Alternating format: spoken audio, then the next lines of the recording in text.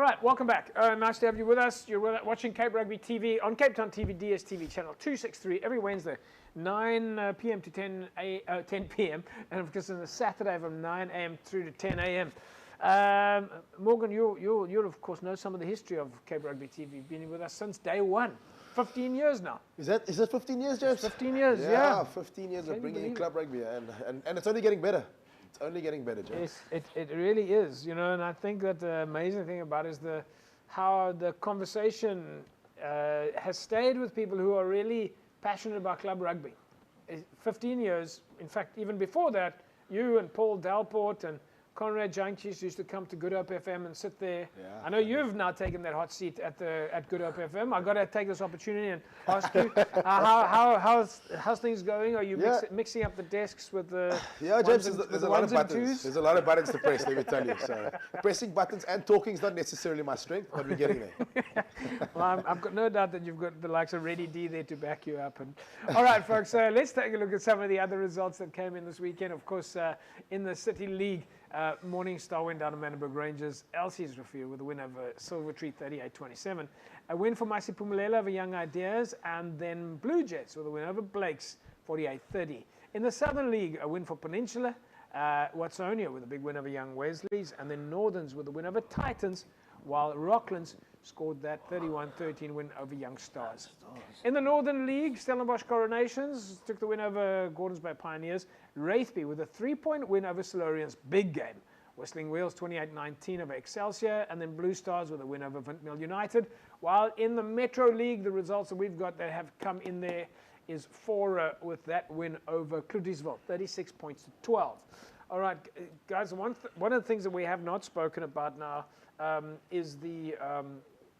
well, let's quickly take a look at the logs, folks, just to get an idea of where we're going. City League, Southern League, and of course the Northern League. But before we go to there, Morgs, your comments on some of those results we went through there now. Yeah, look, there's lots of interesting results there. I mean, you know what's very interesting for me is as soon as it starts getting wet and the weather starts playing a role, the results are a lot closer, a lot tighter. Teams are playing, you know, a lot more in this confined spaces, you know, giving the ball as much air. And so across the board, I mean, I just, you know, look at all the results. I mean, that Titans, Northerns, you know, Titans going at home. Titans expected to pick up a result there, you know, Northerns going away from home. Those things play a role. We don't talk about it very often, but the homegrown advantage is a real thing in club rugby in the Western Cape. Yeah, well, this is where the fan factor comes in. Yeah, definitely. You know, that's a 16th player on the field. Exactly. Right? You know, yeah. All right, folks. Well, let's take a quick look at the logs then in the Northern City and Southern Leagues, because this is now getting to the top three, where it's almost going to be finalized before we go to the Promotion League. So in the Southern League at the moment, it's Watsonia, Visanta Kraal, Rocklands, and Northerns. Those are your top four in the Southern League, but you can see Watsonia is still, well, the only possible movement there, guys, is Young Wesley's. They've still got a game, or in fact, there's still one more game in hands. I see this is Southern League's got 10 teams in the league, while in the City League, Elsie's Rafir at the top of the pile, Massey, Morning Star. But you can see these guys have finished their games now, and those are your three concluded then in the City League. While in the Northern League, we've got Wraithby concluded, Silurians, they've got still one game to play, but Blue Star is done. So if you look at that, there's no movement opportunities left in the Northern League either. Silurians, no matter what result comes next for them, no team is going to push. There's no movement for Blue Stars United. So let's just talk about that. These games, guys, I think are amongst the most interesting. Southern, City, and Northern Leagues. These teams don't know each other when they go into the Promotion League. And folks, just by the way, the top three from each one of those leagues move into what's called the Promotion League for promotion into Super League C. So this is a fascinating league, more. Southern League, City League, Northern League. We talk about the Super Leagues all the time. But when these guys get into Promotion League, bearing in mind, they've now never seen each other. And it's the best of the leagues. Very difficult to figure out. Yeah, again, old cliche. Just stick to what you know, stick to what works for you, and hope that you come out on tops against these guys. But it's a couple of familiar names there. I mean, Silurians, very well known. We've seen them in Super League A not too long ago. So, I mean, it shows the strength that lies in the Northern City and Southerns. I don't know. Alistair? Yeah, I think it's actually exciting not knowing. You know, you're playing a cross-sectional now. But as we said earlier, now it's about focus on yourself. You improve. What can you do better? How do you get better as a team? You know, and then head into that promotion league. Well, the other league, I think that is as interesting, which is one of the things we said last year, and it's called the Knockout Cup League, for lack of a better word, is that the teams that are not in the promotion league, the bottom 7, they now go into that knockout league where they play against each other. So now you've got 21 of the top teams in the Northern City and Southern, or at least going into a big competition as well. That has now formed its own, call it Gees.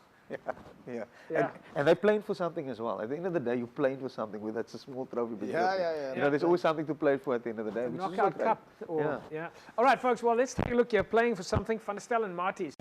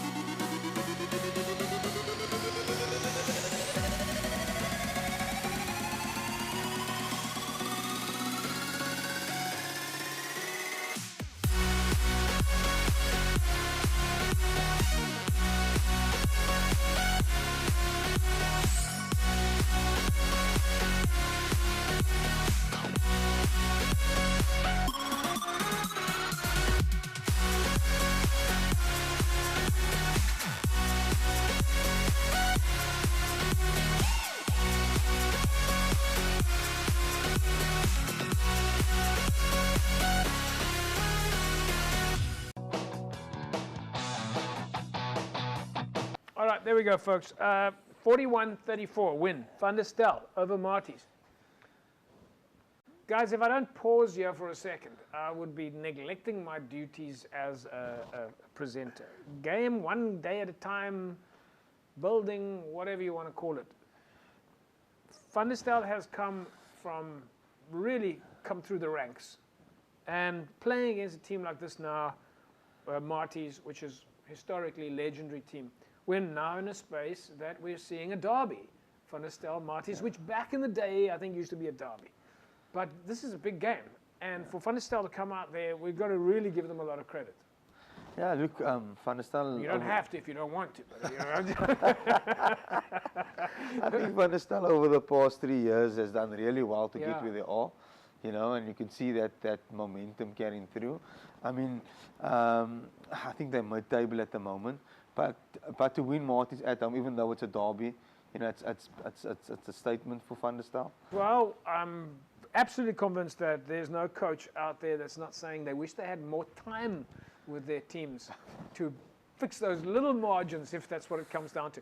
When we come back from the break, we're going to give you an opportunity to win yourself a case of Score energy drinks, and we'll take a look at the match between CPT and Kraaifontein, and we'll, of course, bring in your match barometer. Back in a sec.